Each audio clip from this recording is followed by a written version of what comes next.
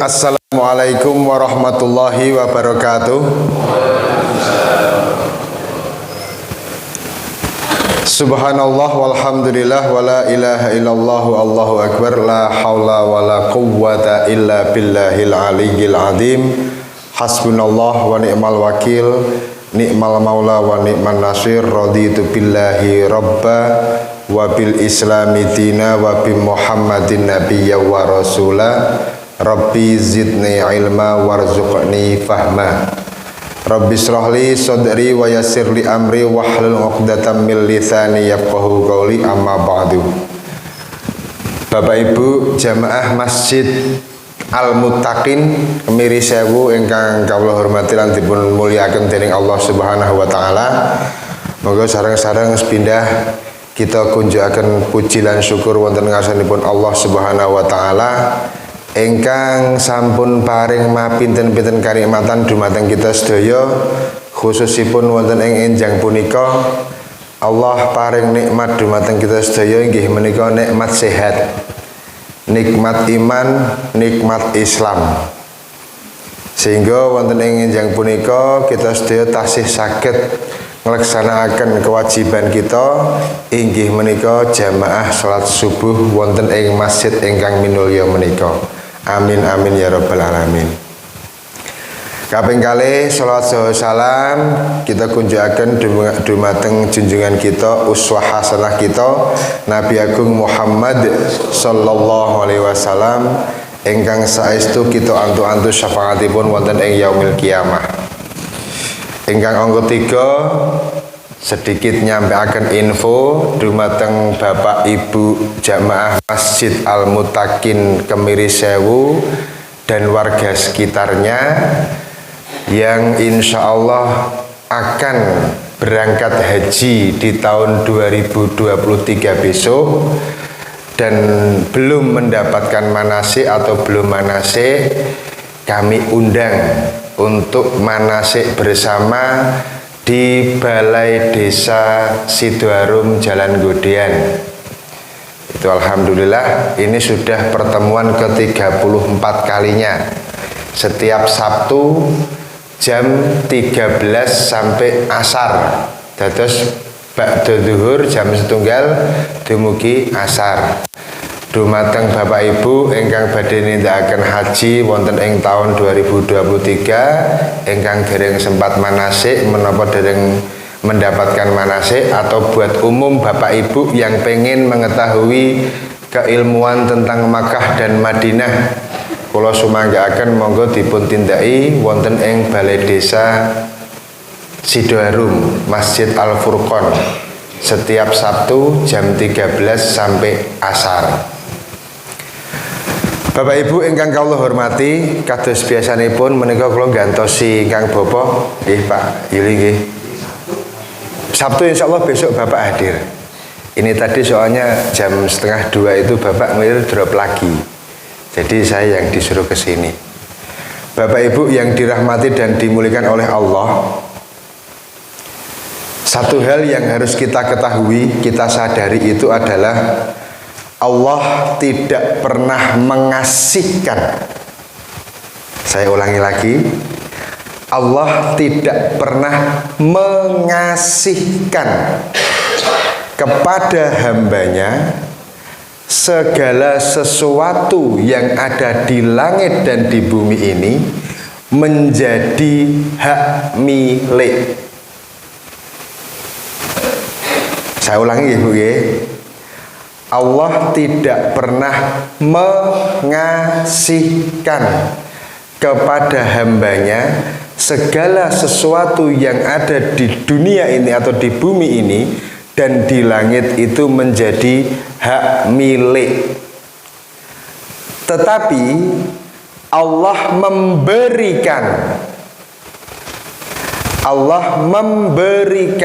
kepada kita sebagai hamba-hambanya, baik itu yang muslim, buh niku non muslim, buh niku napa Tiongkok, buh niku wong Katolik, buh niku wong Kristen, itu hanya sebagai hak guna pakai.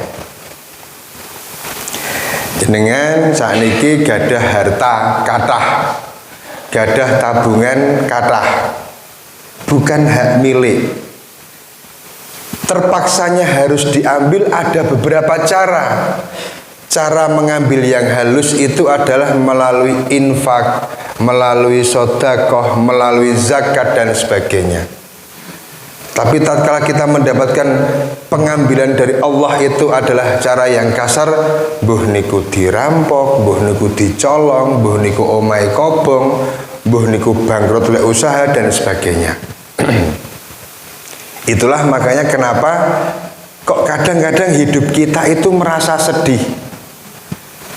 Sedih kokean masalah, susah kokean utang dan sebagainya. Karena apa? Karena kita sebagai manusia itu merasa memiliki. Niku. Awal penderitaan manusia dalam kehidupannya itu adalah tatkala kita merasa memiliki. Nopo mawon. Dan kita harus ingat konsep inna lillahi wa inna ilaihi rajiun. Segala sesuatu itu pasti akan kembali kepada Allah, akan diambil lagi oleh Allah. Hidup kita akan diambil oleh Allah. Sehat kita, sakit kita, harta kita, anak kita, istri kita, suami kita, semuanya akan kembali kepada Allah. Contoh niki contoh, kayak kita membeli sebidang tanah atau sawah, mesti lek tekon karo sing ngadol minimal niki statusnya pripun, pun status sertifikat hak milik atau bagaimana, kan ngeten niku nggih Pak nggih. Gitu. Sak jembar-jembare lemah sing awake dhewe tuku niku, nek misale awake dhewe dipundhut kalih Gusti Allah, hak milike ya mung 2 meter ping 90 cm nggih Pak nggih. Niki. Tuku lemah 1000 meter karepe bangun gedung, bangun omah dan sebagainya.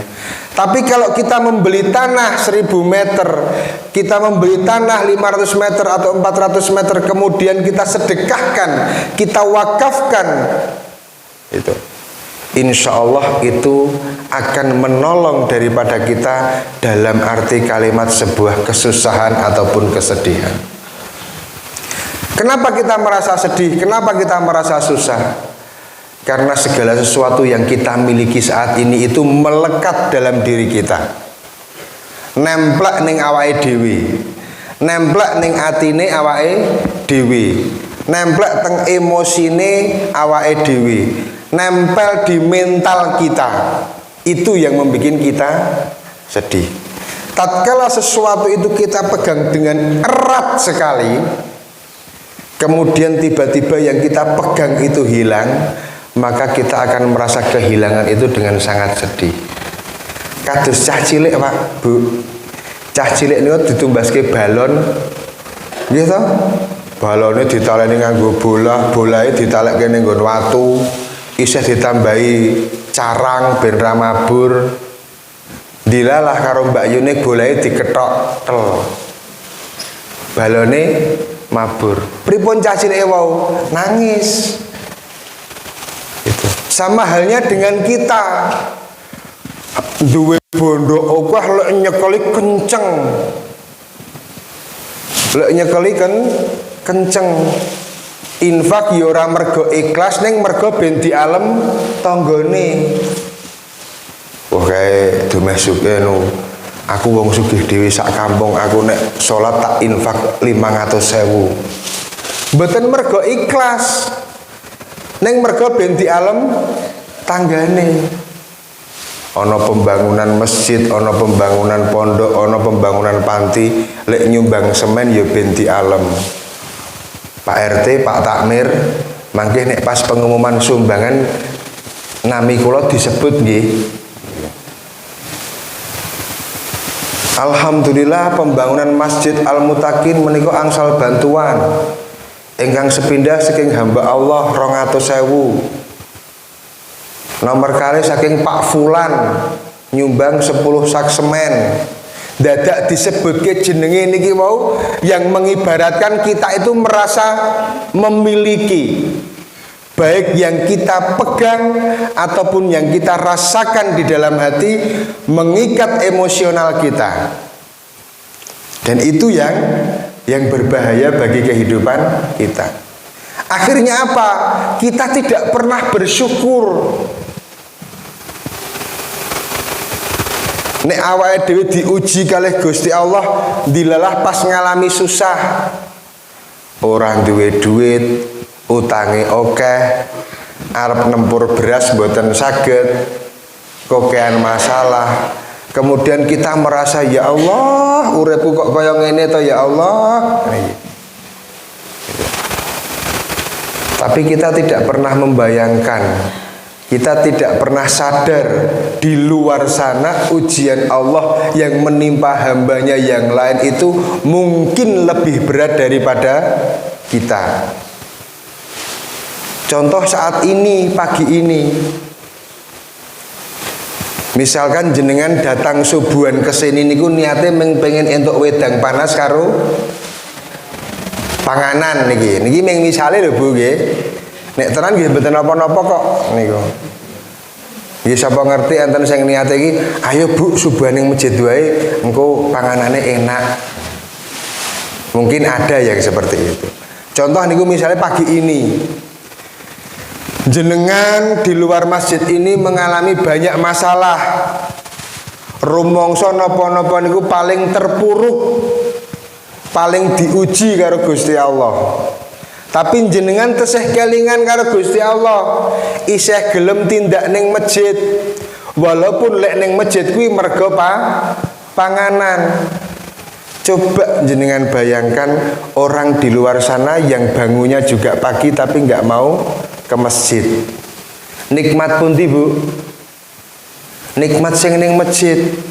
Salate iso jamaah, srawung karo tanggane, ketemu karo wong akeh, saling mendoakan. Kan ra mungkin to jenengan ketemu teng ngarep masjid wae ditekoni utange wis lunas durung yu. Mesti ditekoni pripun budhe sehat. Berarti itu doa. Makanya dari apa semuanya yang kita miliki, yang kemudian kita merasa memiliki tadi, tatkala kita meloskan, mengikhlaskan semuanya, bahwasanya segala sesuatu yang diberikan oleh Allah saat ini hanya titipan. Kita boleh memiliki, hati kita, mental kita, emosi kita boleh merasa memiliki. Apa itu? Yang pertama adalah melekatnya hati kita, pikiran kita, lisan kita itu hanya kepada Allah. Allah itu tidak pernah meninggalkan hambanya.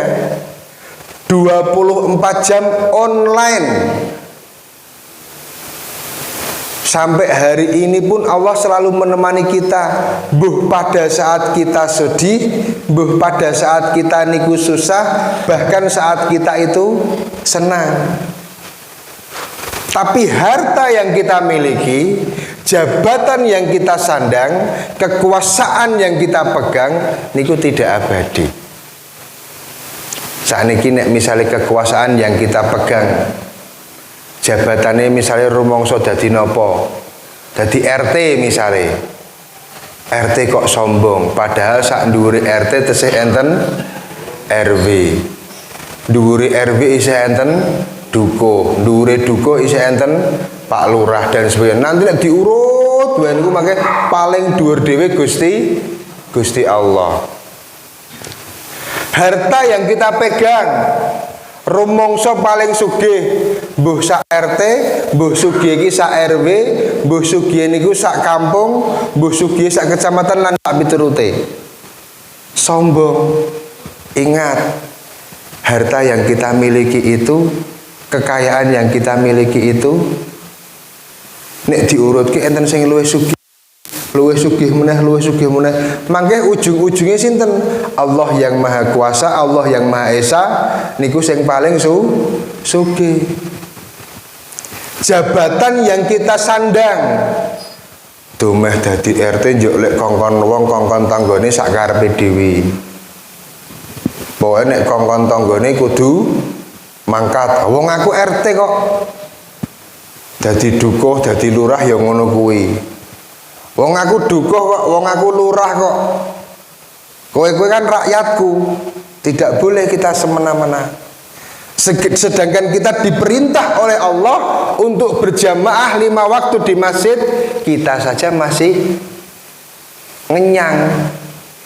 Azan duhur jam pinten Pak duhur sakniki Pak? Jam 12 nggih.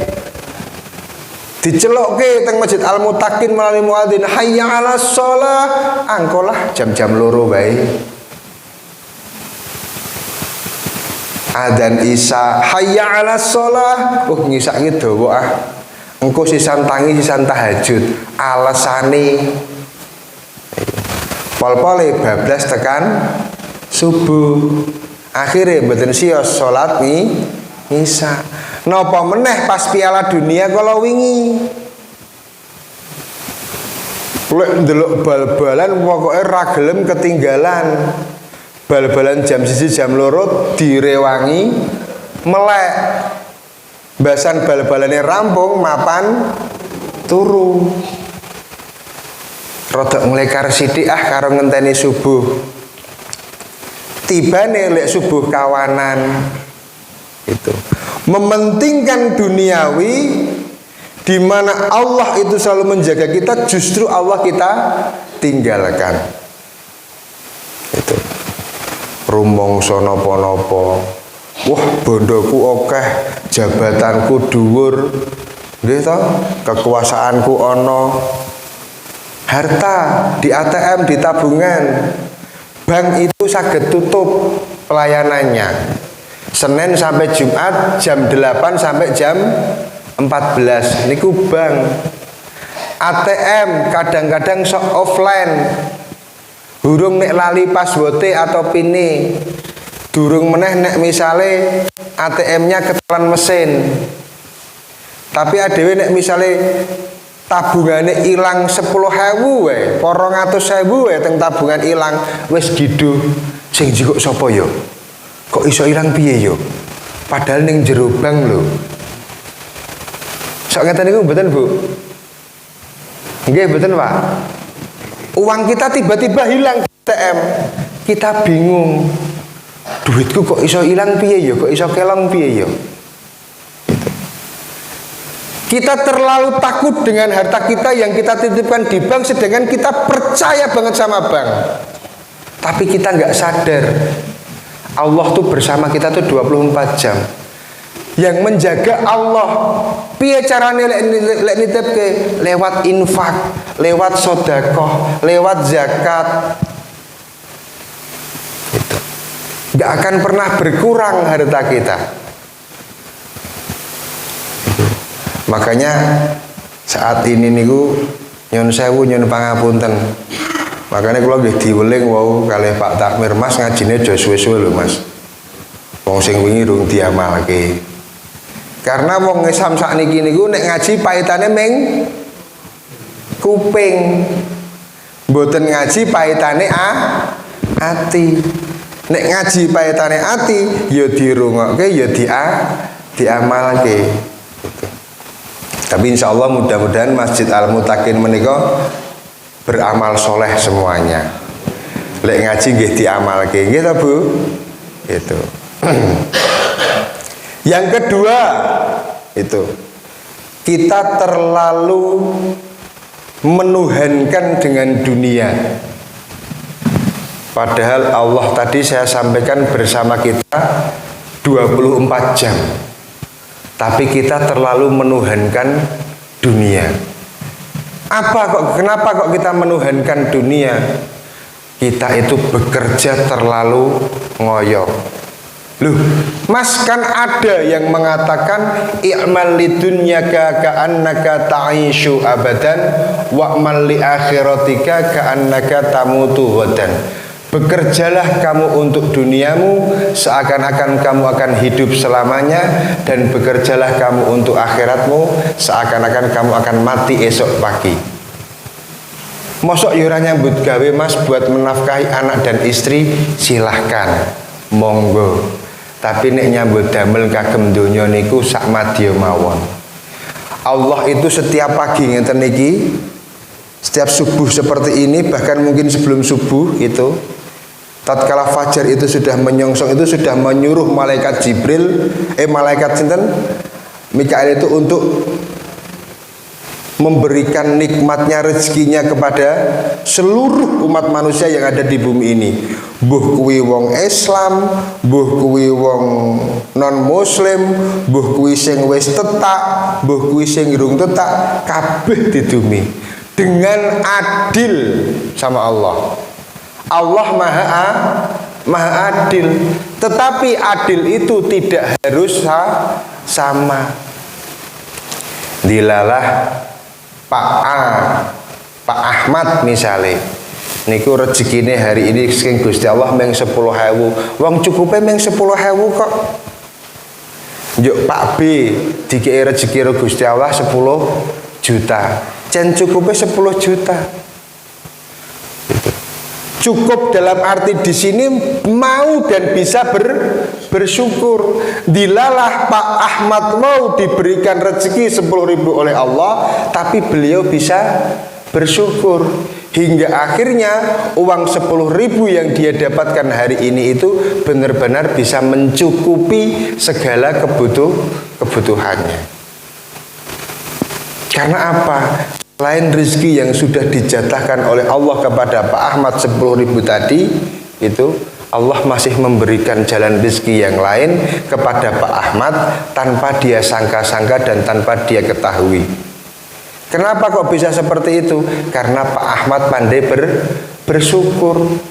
Kok dilalah entuke duit sedina dek ming 10.000, disambati anake bayar sekolah gunji kok rapot, disambati bojone emberi entek berase asat, gitu, lan sak piturute bayar listrik dan sebagainya. Tapi Allah memberikan jalan rezeki yang lain. Ono wae dilalah dinggo bayar niku. Beda dengan yang B tadi, dapat rezekinya 10 juta tapi tidak bisa bersyukur, malah ngemengke, waduh kok meng 10 juta, padahal gue bayar anak sekian, gue bayar tuku beras sekian, bayar listrik sekian, cicilan sekian dan sebagainya. Mereka menghitung kebutuhan dunianya itu berdasarkan angka, tapi tidak menghitung besarnya nikmat dan rahmat Allah Subhanahu wa ta'ala. Allah memerintahkan kepada kita bekerja itu hanya untuk menunggu waktunya sholat berjamaah. Itu sing kadang-kadang kita lupa. Nggih kados sing pertama wau adzan zuhur gitu. Engko wae lah nek wis jam-jam 1:30 apa jam 2. Adzan asar engko wae lah sisan lek salat ning omah karo mulih nyambut gawe. Hooh nek ning dalan niku selamat. Nggih mboten Pak? Mulih nyambut gawe dilalah karo Gusti Allah diuji. Itu. Bane gembos, lek nuntun adoh. Saking adoh lek nuntun motor ora komanan wektu salat. Pripun jal niku? Kita menghilangkan kesempatan kita seperti itu. Yang ketiga, jangan pernah bangga dengan titik pencapaian keberhasilan kita. Wah, kayak nek ora tak tulungi lek kuliah, nek ora tak tulungi lek bangun masjid, nek ora tak tulungi lek ngene ra bakal rampung, ra bakal dadi. Kayak nek rami sale tak tulungi lek ngopo-ngopo dan sebagainya, kayak mungkin iso ngene-ngene. Kadang sok merasa seperti itu, betul Bu? Merasa aku sing ngene. Wah, kayak ning keluargaku nek aku ora urun rembuki ra bakal rampung rembuki. Rumangsa napa-napa aku. Sedangkan Rasulullah Shallallahu Alaihi Wasallam mencontohkan banyak hal dalam kalimatnya berdoa kepada Allah. Apa? Rasulullah membahasakan dirinya berkomunikasi dengan Allah itu dengan bahasa kami, bukan bahasanya aku, mboten, atau kulo, mboten, kami. Ya Allah, ampunilah kami, hamba-hambamu yang betul-betul penuh salah dengan dosa. Makna kalimat kami ini banyak. Satu, kami itu adalah penghormatan. Kalimat penghormatan layaknya anak muda kepada yang lebih tua, mboten kowe, tapi panjenengan. Bukan anta, tapi antum. Padahal antum itu artinya kita semua atau kami semua. Jamak seperti itu. Itulah yang dicontohkan Rasulullah pada sahabatnya, kepada umatnya waktu itu. Tapi saat ini keliru. Banyak anak-anak kita yang tidak bisa membahasakan yang lebih sopan. Kowe arep ndi, Mbok? Kowe arep ning ndi, Pak? Dan sebagainya. Seperti itu. Nah, dengan bahasa kalimat takdim yang pertama, kami yang disampaikan oleh Rasulullah, makna kami yang berikutnya itu adalah bahwasanya kami itu adalah kita semua, hamba-hamba yang beriman, yang muslim itu memohon kepada Allah. Jadi kalau kita itu hanya membahasakan aku, wah nek ora aku ora iso ngono kae. Nek ora aku rembuge ora rampung. Nek ora aku ora bakal lulus sekolah. Nek ora aku ora bakal ngene dan sebagainya. Gitu. Itu nek nopo-nopo niku merasa aku bangga dengan sebuah pencapaian itu. Tidak boleh kita merasa seperti itu. Karena apa? Karena itu adalah tatkala kita merasa apa-apa itu diri kita, nopo-nopo niku ngakune yo aku, mergo aku, krono aku lan sak piturute, maka tatkala nanti kita diuji dengan kesusahan pun, maka kita akan merasa diri kita yang paling susah. Kita bangga bisa menolong, bisa dan lain sebagainya. Wah nek ra aku dan sebagainya. Tapi tatkala diuji dengan kesusahan, ya Allah, aku kok koyo ngene. Aku kok ngene, aku kok ngene. Kita nggak akan pernah sadar bahwasanya di luar sana Allah itu menguji hambanya mungkin lebih berat daripada kita. Niki ada satu cerita, Bu. Kurang lebih sekitar tahun 90-an itu saya baca bukunya baru 2 hari yang lalu. Ada 2 orang, yang satu itu warga lokal, yang satu lagi itu pendatang. Niki ceritane tentang napa niku pendakian gunung tertinggi di dunia. Namanya Mount Everest, Gunung Everest. Niku gunungnya saka ngisor tekan dhuwur salju kabeh. Itu pertama kali orang yang menaklukkan Gunung Everest itu namanya Edmund Hillary. Tapi tidak saya bahasakan niku wong angel nyebutke. Itu. Yang pendaki ini saya ibaratkan si A, yang orang lokal ini si B. Impiannya adalah menaklukkan gunung tertinggi di dunia. Padahal dia itu pendatang, belum tahu area daerah itu atau area Gunung Everest itu. Kemudian minta tolong kepada warga lokal, yaitu si B tadi. Si B ini lebih pengalaman dibandingkan yang si A tadi. Akhirnya dengan diantar si B, si A ini mendaki naik ke Gunung Everest.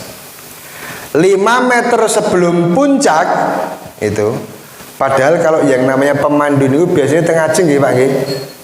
di depan. 5 meter sebelum puncak Everest, si B niki mau mandek, mempersilahkan si A untuk menyelesaikan misinya, yaitu menaklukkan gunung Everest. Akhirnya setelah 5 meter sebelum puncak itu berhenti, si A niki munggah. Itu menjadi orang yang pertama menaklukkan gunung tertinggi di dunia. Kalau melihat cerita dari situ, kita bisa menyimpulkan bahwasanya si B ini sebelumnya pernah menaklukkan, atau bisa dibilang si B ini harusnya yang pertama kali menaklukkan gunung Everest. Setelah teng dhuwur dan sebagainya macam-macam, mbah foto-foto, mbah pripun kula nggih mboten dong nggih ta. Itu wong tahun 90-an foto saya SD niku. Mereka turun. Pada saat turun sudah ditunggu sekian banyak wartawan. Itu. Sekian banyak wartawan menunggu 2 orang tersebut.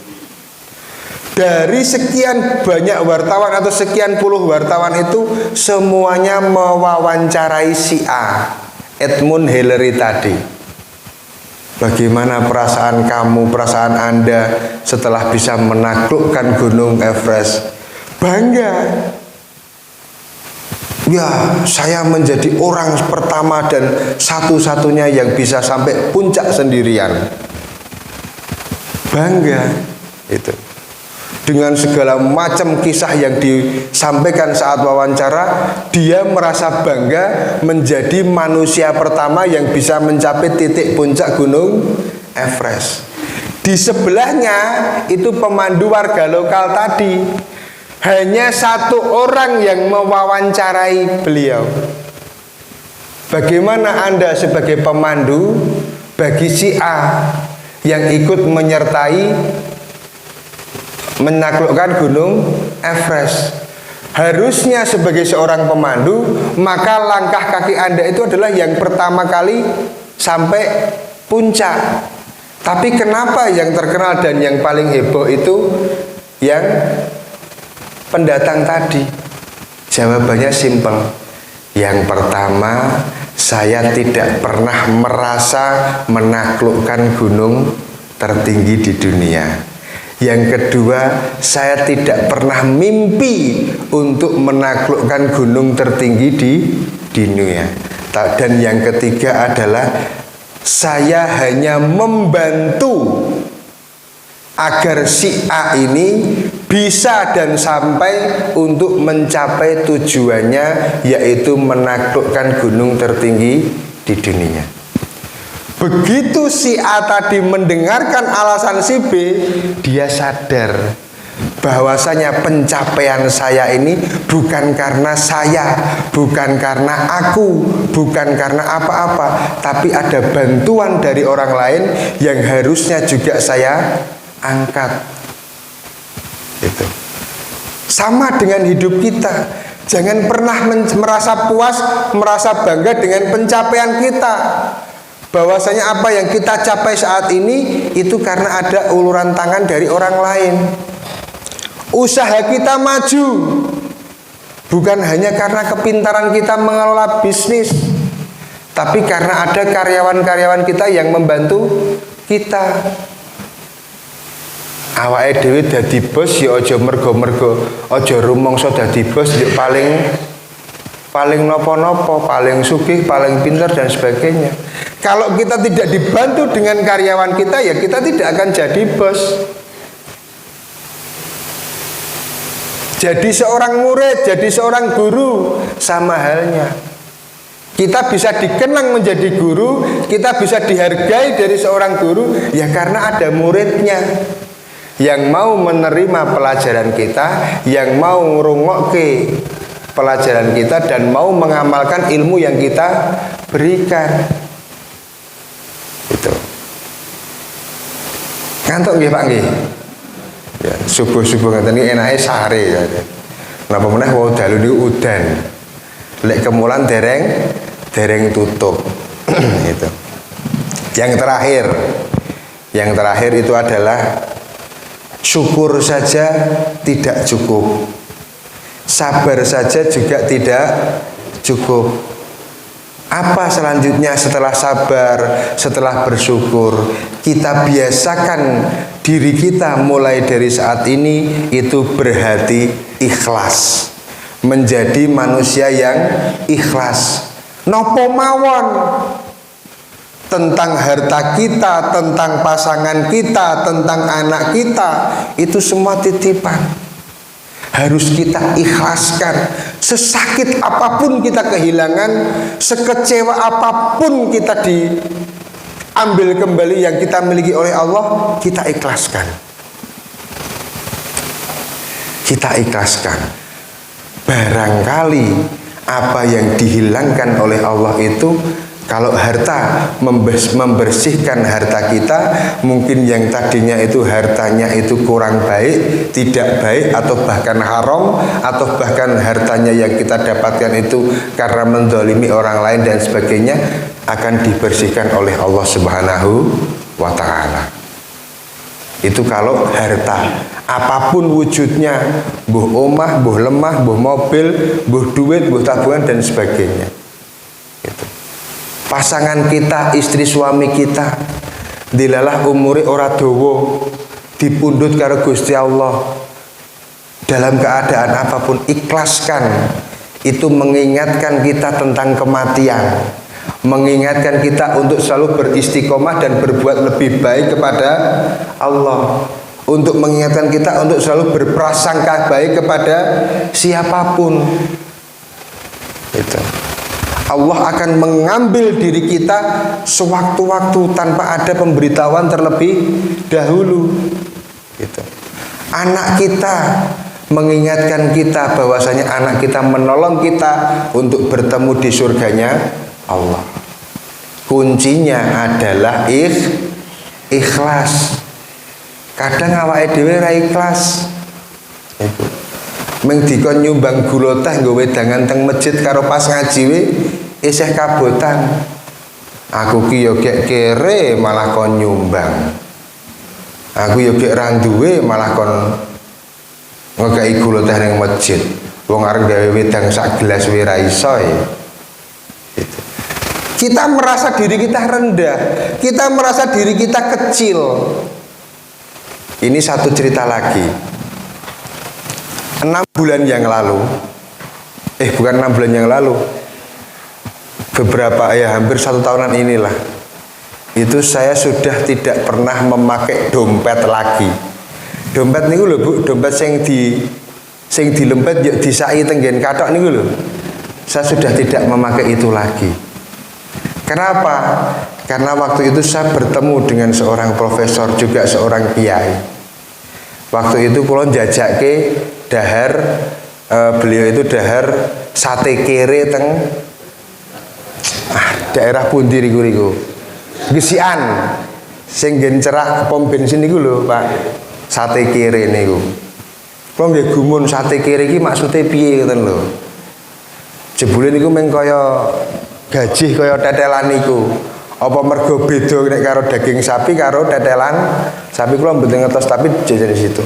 Waktu kula bayar mengeluarkan dompet, jujur mawon waktu ini ku isine dompet kula niku 500.000. Ketoke nggih akeh niku. Ya bagi saya memang besar banget 500.000.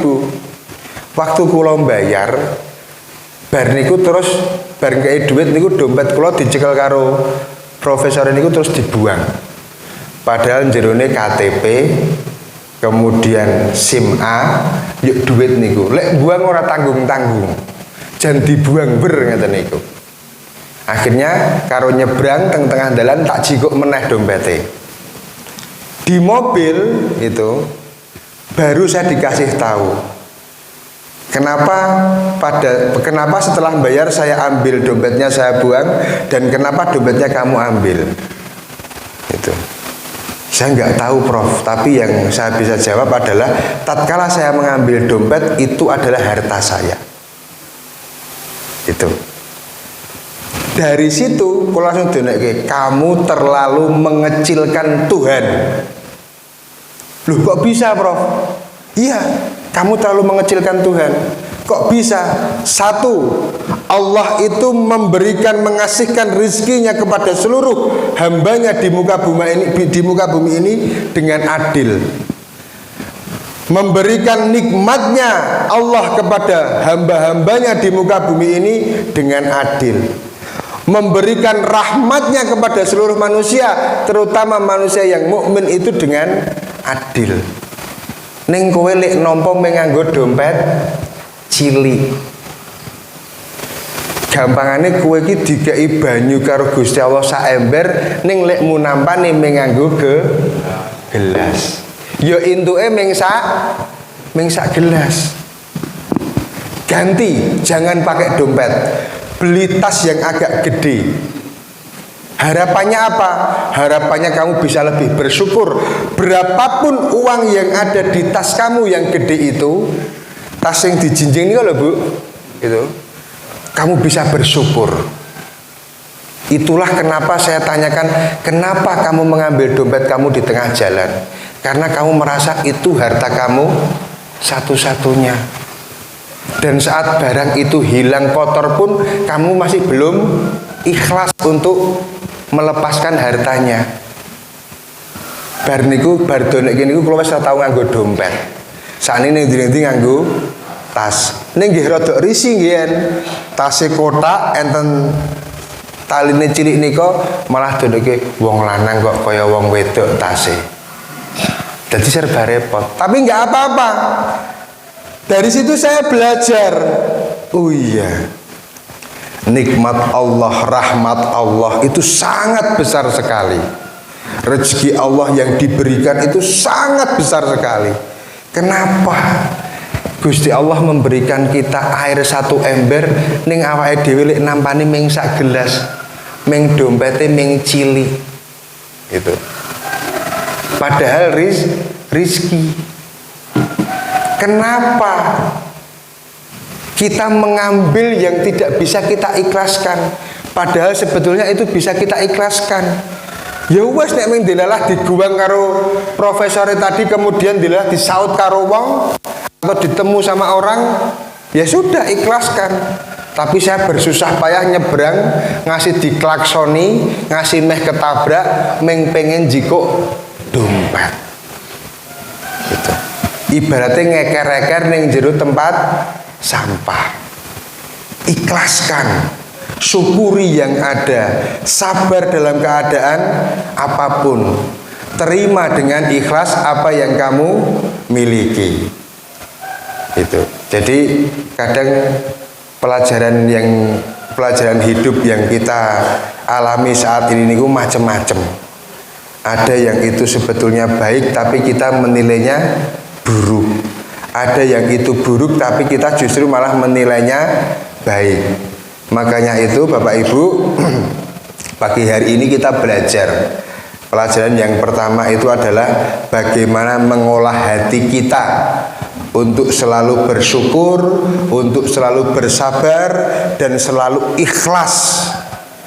Pelajaran yang kedua itu adalah tatkala kita mengaji, tatkala kita bermajlis seperti ini dimanapun kita berada, modal kita jangan hanya telinga, tapi hati kita pun sebagai modal. Kita olah hati kita dari apa yang disampaikan oleh para asatid atau kiai-kiai atau ulama-ulama. Yang baik kita kerjakan, dan insya Allah para ustadz itu pasti akan menyampaikan yang baik-baik. Yang ketiganya kita belajar bersyukur pagi hari ini, bahwasanya setiap pagi hari kita masih diberikan kesempatan oleh Allah untuk bernafas, menghirup udara segar, maka harus kita manfaatkan dengan sebaik-baiknya. Apa itu? Melangkahkan kaki kita menuju ke masjid, rumahnya Allah yang mulia ini.